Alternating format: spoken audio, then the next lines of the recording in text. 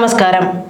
പോലീസിന്റെ വിളിപ്പാടകലെ കൊച്ചിയിൽ 48 മണിക്കൂർ ഉണ്ടായിരുന്നിട്ടും പിടികൂടാതെ സുപ്രീം കോടതിയിൽ നിന്ന് മുൻകൂർ ജാമ്യം നേടി ബലാത്സംഗ കേസിൽ അറസ്റ്റ് ഒഴിവാക്കാൻ നടൻ സിദ്ദിഖിന് ഒത്താശ ചെയ്തത് ആരാണ്? അത് പോലീസ് തന്നെയാണ്. ആവശ്യത്തിലധികം തെളിവുകളുണ്ടെന്ന അന്വേഷണ സംഘം അവകാശപ്പെട്ട കേസിലാണ് ഈ വീഴ്ച സംഭവിച്ചിരിക്കുന്നത് എന്നത് ഓർക്കണം.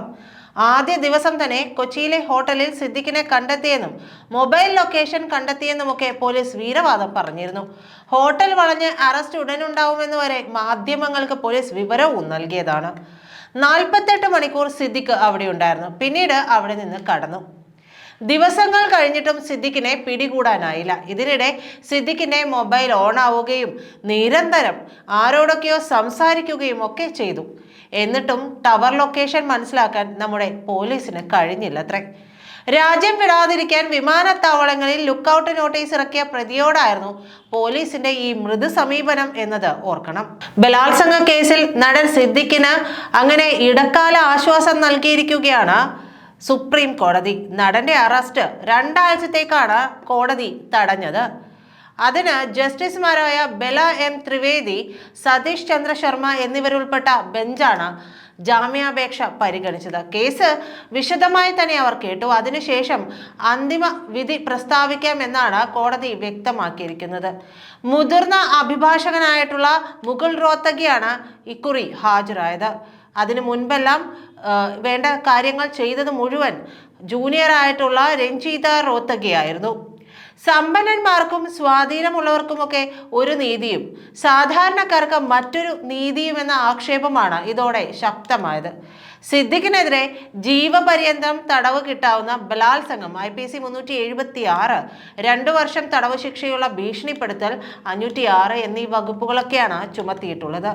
പോലീസിന്റെ ഈ ഇരട്ടത്താപ്പിനെ CPI അതിരൂക്ഷമായി വിമർശിക്കുകയൊക്കെ ചെയ്തിരുന്നു. പക്ഷേ CPIക്ക് ഒരു പരിധിക്കപ്പുറം നിന്നുകൊണ്ട് ഇതിലൊന്നും ചെയ്യാൻ പറ്റില്ല എന്നുള്ളതാണ്.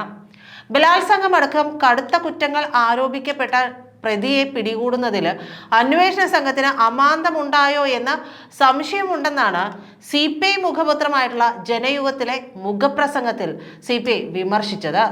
പഴുതുണ്ടാകരുത് പണക്കൊഴുപ്പിന്, അതിജീവിതർക്ക് നീതി ലഭിക്കണം എന്ന തലക്കെട്ടിലുള്ള മുഖപ്രസംഗത്തിലാണ് പോലീസിന്റെ ഈ നടപടിയെ എടുത്തിട്ടടിച്ചത്. നടിയെ ആക്രമിച്ച കേസിൽ നടൻ ദിലീപിനെതിരെ സ്വീകരിച്ചതുപോലുള്ള ജാഗ്രത സിദ്ദിഖിന്റെ കാര്യത്തിൽ പോലീസിനുണ്ടായോ എന്ന് സംശയിക്കുന്നവരെ എങ്ങനെ കുറ്റപ്പെടുത്തുമെന്നും മുഖപ്രസംഗത്തിൽ ചോദിക്കുകയും ചെയ്യുന്നു. സർക്കാർ ഉടമസ്ഥതയിലുള്ള തിരുവനന്തപുരത്തെ മസ്കറ്റ് ഹോട്ടലിലേക്ക് വിളിച്ചു വരുത്തി പൂട്ടിയിട്ട് പീഡിപ്പിച്ചെന്ന യുവനടിയുടെ പരാതിയിലാണ് സിദ്ദിഖിനെതിരെ കേസ്. സുപ്രീം കോടതിയെ സമീപിക്കാൻ അവസരം വേണമെന്ന സിദ്ദിഖിന്റെ അഭ്യർത്ഥന പോലീസ് സമ്മതിച്ചു കൊടുത്തതിലും ആക്ഷേപമുണ്ട്. മുൻകൂർ ജാമ്യ ഹർജിയിൽ സുപ്രീം കോടതി വിധി പ്രതികൂലമായിട്ടുണ്ടെങ്കിൽ മാത്രം അറസ്റ്റ് മതിയെന്ന് പോലീസിന് ഉന്നതങ്ങളിൽ നിന്ന് നിർദ്ദേശം കിട്ടിയിരുന്നു. ജസ്റ്റിസ് ഹേമ കമ്മിറ്റി റിപ്പോർട്ട് പുറത്തു വന്നതിന് പിന്നാലെയാണ് സിദ്ദിഖിനെതിരെ പരാതിക്കാരിയും രംഗത്തെത്തിയത്. പരാതിക്കാരി പരാതിയുമായി രംഗത്ത് വരാൻ 8 വർഷത്തോളം എടുത്തു എന്നുള്ള ഒറ്റ കാരണം മുന്നിൽ നിർത്തിയാണ് ചൂണ്ടിക്കാട്ടിയാണ് സുപ്രീം കോടതി സിദ്ദിഖിന് ജാമ്യം അനുവദിച്ചത്.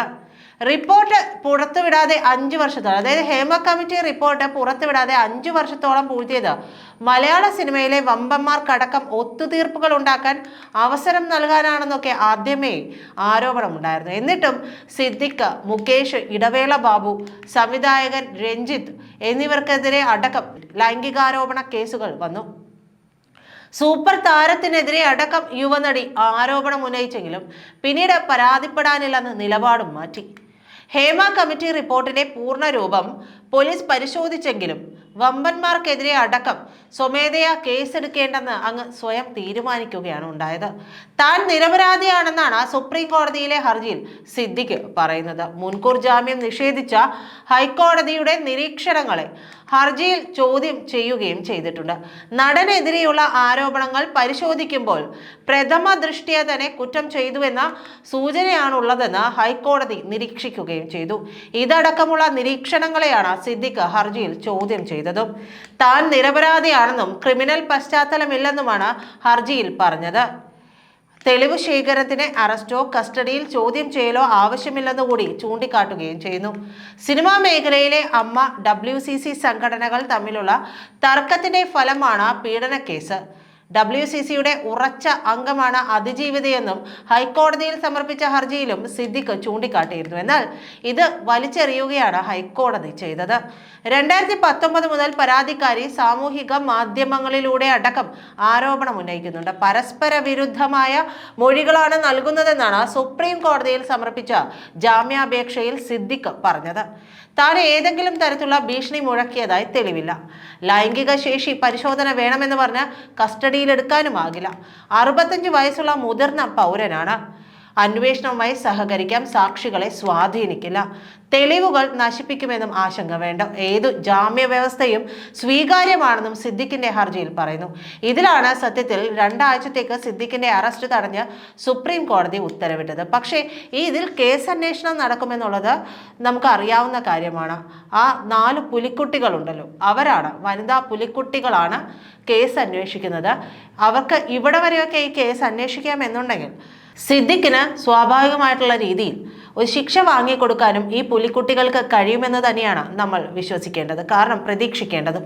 കാരണം അവർ ഇത്തരത്തിൽ ആ വിരുദ്ധാഹാരം കഴിച്ചതിൻ്റെ വരെ തെളിവുകൾ അവർ കണ്ടെടുക്കുകയാണ് ഉണ്ടായത്. അത്തരത്തിൽ കണ്ടെടുപ്പ് നടത്തിയിട്ടുള്ള ഒരു അന്വേഷണ സംഘത്തിന് ഇനിയും എത്രയേറെ തെളിവുകൾ സ്വീകരിക്കാമോ കണ്ടെത്താമോ അതെല്ലാം അവർ ചെയ്യുകയും ചെയ്യും. മാത്രമല്ല അതിജീവിത ഉറച്ചു തന്നെ നിൽക്കുന്നുണ്ട് അന്വേഷണ സംഘത്തോടൊപ്പം. അവർ ഇതിൽ പരാതിയിൽ നിന്ന് പിന്നോട്ട് പോകില്ല എന്നുകൂടി പറഞ്ഞു വയ്ക്കുന്നുണ്ട്. ഇനി സിദ്ദിഖിന് എന്തെല്ലാം ചെയ്യാമോ അതെല്ലാം ചെയ്യാം. മമ്മൂട്ടിയുടെ പിൻബലത്തോടെ പിണറായി വിജയനുമായിട്ട് ഒത്താശയുണ്ടാക്കി രക്ഷപ്പെടാനുള്ള ശ്രമമൊക്കെ നടത്താമെന്നുണ്ടെങ്കിലും ഇപ്പോൾ എല്ലായിടത്തു നിന്നും പ്രതിഷേധങ്ങൾ ഉയർന്ന സാഹചര്യത്തിൽ ഇതിനും ഒരു ഇടിവ് വരും. അതായത് ഈ മൃദു സമീപനത്തിനും ഒരു ഇടിവ് വരുമെന്ന് തന്നെയാണ് പ്രതീക്ഷിക്കേണ്ടതും. നന്ദി.